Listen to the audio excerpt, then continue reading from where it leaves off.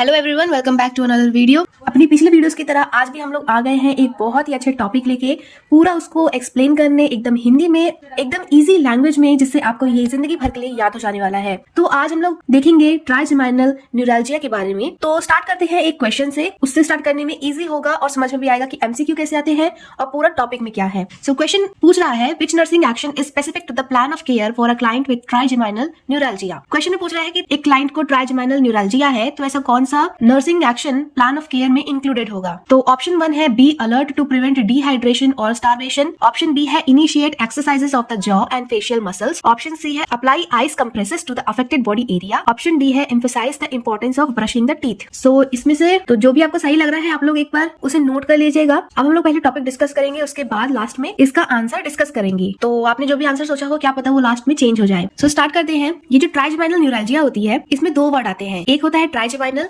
दूसरा होता है न्यूरैल्जिया। ट्राइजेमिनल, ट्राई मतलब 3 और जेमाइनल मतलब ब्रांचेस। जो ट्राइजेमिनल है वो लार्जेस्ट क्रेनियल नर्व है, 5th क्रेनियल नर्व है। और जैसे कि 12 पेयर की क्रेनियल नर्व होती है एक ह्यूमन बॉडी में, तो ये 5th क्रेनियल नर्व है और ये लार्जेस्ट है। क्यों लार्जेस्ट है? क्योंकि इसके अंदर 3 ब्रांचेस आती है, 3 ब्रांचेस आती है, इसीलिए लार्जेस्ट है। ट्राइजेमिनल का मतलब ये हो गया। न्यूरैल्जिया का मतलब होता है नर्व पेन। ये ट्राइजेमिनल जो नर्व होती है वो हमारे फेशियल एरिया में सप्लाई करती है, इसकी 3 ब्रांचेस। और अगर उस एरिया में पेन होने लगे तो इस कंडीशन को हम लोग ट्राइजेमिनल न्यूरैल्जिया कहते हैं। तो 12 पेयर की क्रेनियल नर्व्स होती हैं, क्रेनियल नर्व, जिसमें कि क्या नाम होता है? Olfactory, optic, oculomotor, trochlear, trigeminal, abducent, facial, vestibulocochlear, glossopharyngeal, vagus, accessory और हाइपोग्लॉसल। ये 12 पेयर की क्रेनियल नर्व होती है। और अगर इनकी हम बात करें तो ये sensory, motor, mixed, sensory, mixed, motor. तो ये इनके फंक्शंस होते हैं। Sensory, mixed motor, mixed sensory, mixed motor. और हम इनमें से किसकी बात कर रहे हैं? 1 2 3 4 5। हम लोग इस वाली नर्व की बात कर रहे हैं जिसका नाम है ट्राइजेमिनल नर्व।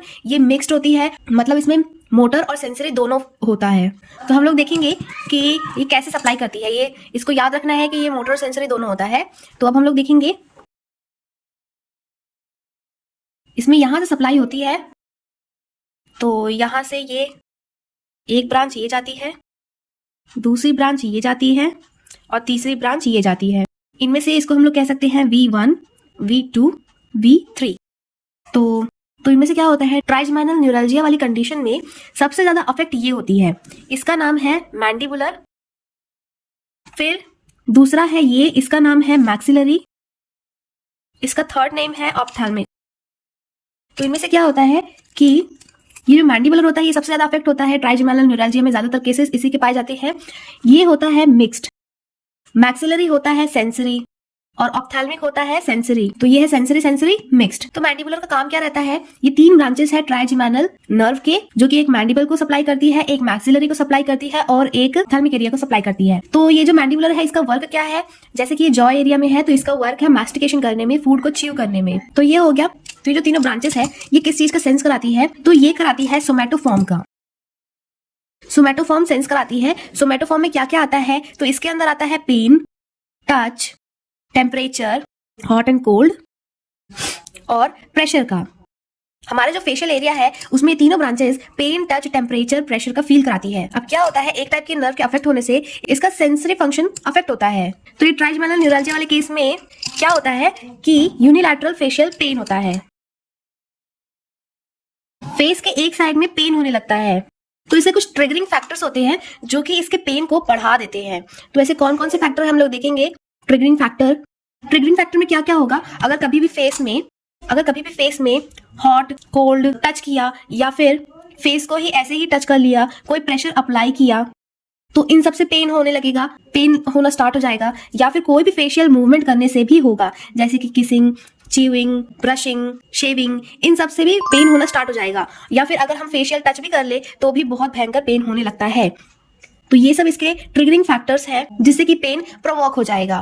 तो जैसे क्वेश्चन में पूछा गया plan of care for nursing action for client with trigeminal neuralgia, तो जैसे कि अब हमको पता चल गया है कि किन चीजों से पेन जो है वो प्रोवोक होता है और केयर देते समय अब किन किन बातों का हमको ध्यान देना है। तो सबसे पहला ऑप्शन है be alert to prevent dehydration और स्टार्वेशन, मरीज को डिहाइड्रेट और स्टार्वेट होने से बचाना है। दूसरा लिखा हुआ है initiate exercises of the jaw and facial muscle, तो एक्सरसाइज वगैरह तो बिल्कुल भी अभी हमने पढ़ा कि मूवमेंट एकदम ही कंट्राइंडिकेटेड होती है इसमें। एक्सरसाइज वगैरह तो तब कराते हैं जब फेशियल पैरालिसिस होता है, जिसको हम लोग कहते हैं फेशियल पाल्सी कहते हैं। फेशियल पाल्सी होता है जिसको हम लोग बेल्स पाल्सी भी कहते हैं और ये होता है 7th क्रेनियल नर्व के कारण।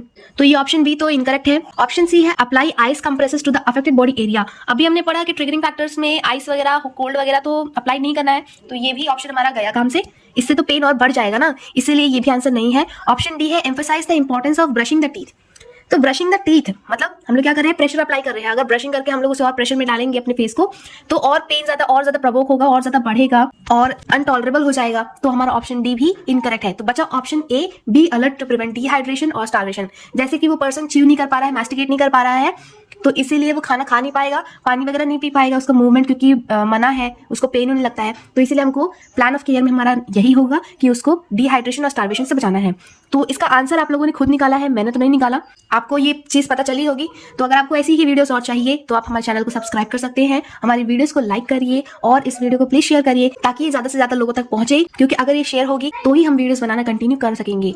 आपको ये ट्राइजेमिनल न्यूरैल्जिया कैसा लगा टॉपिक, समझ में आया या नहीं आया, हमें फीडबैक करके जरूर बताइएगा। So thank you so much for watching.